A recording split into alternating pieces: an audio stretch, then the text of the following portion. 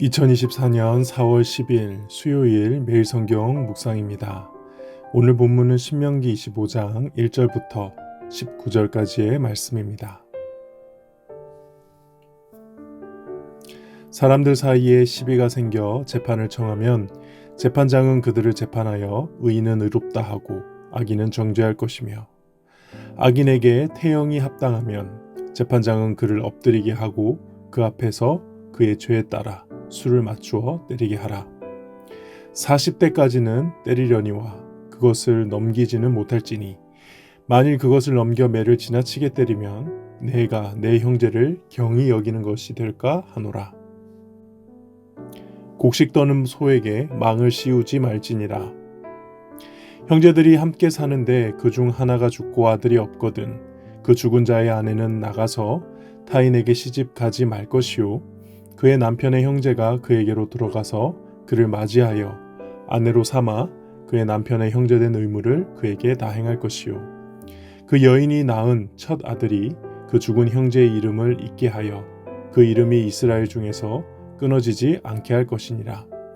그러나 그 사람이 만일 그 형제의 아내 맞이하기를 즐겨하지 아니하면 그 형제의 아내는 그 성문으로 장로들에게 나아가서 말하기를, 내 남편의 형제가 그의 형제 이름을 이스라엘 중에 잊기를 싫어하여 남편의 형제된 의무를 내게 행하지 아니하나이다 할 것이요, 그 성읍의 장로들은 그를 불러다가 말할 것이며, 그가 이미 정한 뜻대로 말하기를 내가 그 여자를 맞이하기를 즐겨하지 아니하노라 하면 그의 형제의 아내가 장로들 앞에서 그에게 나아가서 그의 발에서 신을 벗기고 그의 얼굴에 침을 뱉으며 이르기를, 그의 형제의 집을 세우기를 즐겨 아니하는 자에게는 이같이 할 것이라 하고, 이스라엘 중에서 그의 이름을 신벗김 받은 자의 집이라 부를 것이니라.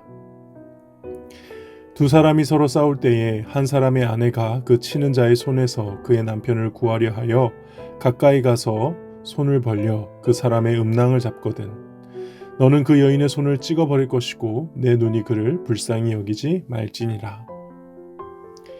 너는 내 주머니에 두 종류의 저울추 곧 큰 것과 작은 것을 넣지 말 것이며, 내 집에 두 종류의 돼 곧 큰 것과 작은 것을 두지 말 것이요, 오직 온전하고 공정한 저울추를 두며 온전하고 공정한 되를 둘 것이라.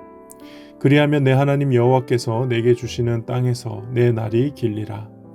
이런 일들을 행하는 모든 자, 악을 행하는 모든 자는 내 하나님 여호와께 가증하니라. 너희는 애굽에서 나오는 길에 아말렉이 내게 행한 일을 기억하라.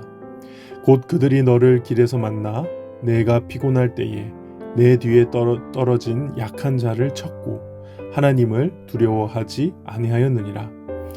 그러므로 내 하나님 여호와께서 내게 기업으로 주어 차지하게 하시는 땅에서 내 하나님 여호와께서 사방에 있는 모든 적군으로부터 내게 안식을 주실 때에 너는 천하에서 아말렉에 대한 기억을 지워버리라.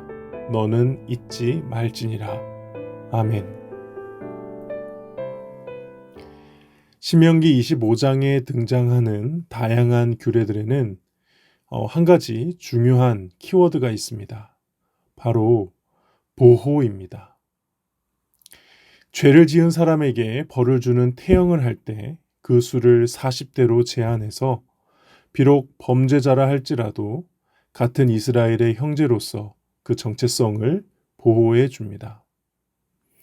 곡식을 탈곡할 때 굶주린 소가 자신이 밟으며 탈곡한 곡식들을 일하면서 먹을 수 있도록 소의 입에 망을 씌우는 것을 금지하심으로 동물의 권리를 보호하십니다.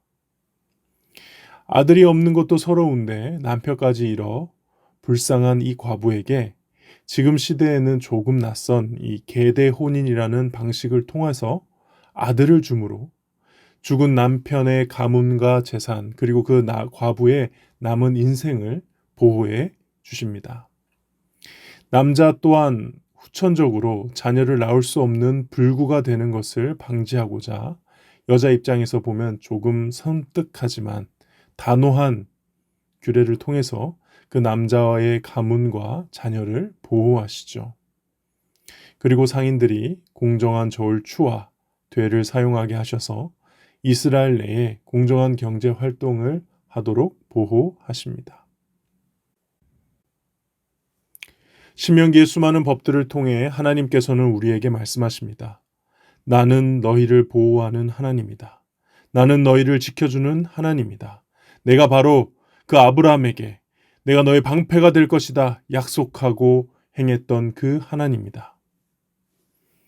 우리 하나님께서는 보호하시는 하나님이십니다. 그러므로 우리도 우리가 보호할 수 있는 사람을 보호해야 마땅합니다. 우리의 보호를 필요로 하는 사람을 외면해서는 안 됩니다. 우리에게 허락하신 물질과 시간을 지금 이 순간도 하나님께서 가여운 눈으로 바라보시는 내 주위의 연약한 형제 자매를 위해서 사용할 수 있어야 합니다. 이것이 오늘날을 사는 우리 입장에서 조금은 이해하기 힘든 신명기 말씀들을 통하여 우리가 깨닫고 적용할 수 있는 중요한 영적 교훈이라고 저는 믿습니다. 그런데 오늘 본문의 마지막 내용에서 조금 엉뚱한 말씀이 등장합니다. 지금까지는 보호하시는 하나님께서 너희도 서로를 보호하며 살라고 말씀하고 계시는데 갑자기 아말렉 이야기가 등장하죠. 17절에 보시면 너희는 애굽에서 나오는 길에 아말렉이 내게 행한 일을 기억하라. 아말렉은 성경에 등장하는 이스라엘의 대표적인 대적자입니다. 유독 이 아말렉에 대해서 하나님께서는 아주 엄하다는 것을 우리는 성경 여러 본문을 통해 알 수 있습니다. 오늘 본문에서도 천하에서 아말렉에 대한 기억을 지워버리라고까지 말씀하셨습니다. 그런데 왜 갑자기 하나님께서는 이 아말렉 이야기를 꺼내신 것일까요? 바로 그 다음 절 18절에서 그 이유가 명확하게 나오죠. 곧 그들이 너를 길에서 만나 내가 피곤할 때에 내 뒤에 떨어진 약한 자를 쳤고 하나님을 두려워하지 아니하였느니라. 아말렉의 어떤 점이 하나님으로 하여금 이 적개심이 가득한 심판을 하도록 만들었습니까? 바로 약한 자를 쳤기 때문입니다. 그 약한 자를 침으로 하나님을 두려워하지 않았기 때문에 그렇습니다. 약한 자를 보호하라는 말씀을 신명기를 통해 우리는 지금까지 계속 듣고 있습니다. 그런데 갑자기 하나님께서 얼마나 약한 자를 생각하시는지 이스라엘 백성들의 정신이 번쩍 들 만한 이야기를 꺼내셨는데 그게 바로 아말렉 이야기입니다. 그러면서 말씀하십니다. 아말렉을 기억하라. 아말렉이 왜 앞으로 영원히 멸망하게 될 것인지 그렇게 내가 심판하였는지 기억하라. 그것은 약한 자를 쳤기 때문이다. 나는 여기에 대해 지금도 너무나 분노하고 있다. 그러므로 너희가 나를 이해하려면 내가 얼마나 약한 자를 긍휼히 여기는지 알아야 한다. 경각심을 가지고 너희 주위에 약한 형제 자매를 대해야 한다.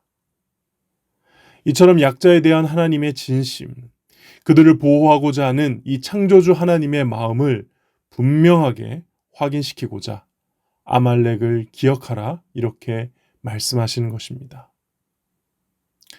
약자는 사실 누가 만든 것입니까? 죄를 지은 인간들이 만든 것입니다. 범죄한 인간이 하나님을 떠나 자신만의 세상을 만들었을 때, 욕망과 투쟁의 세상을 만들었을 때 필연적으로 발생할 수밖에 없는 것이 바로 약한 자들입니다. 그러므로 이 땅 가운데 하나님의 나라, 하나님의 통치가 회복되기를 바라는 그리스도인이라면 초대교회가 그렇게 했던 것처럼 성경시대의 고아와 과부와 같은 우리가 발견할 수 있는 모든 약자들을 돌보는데 진심이어야 하는 것이죠. 약한 자들에 대한 이 하나님의 진심이 우리의 마음에도 생기는 오늘 하루가 될 수 있기를 주님의 이름으로 축복합니다. 기도하겠습니다.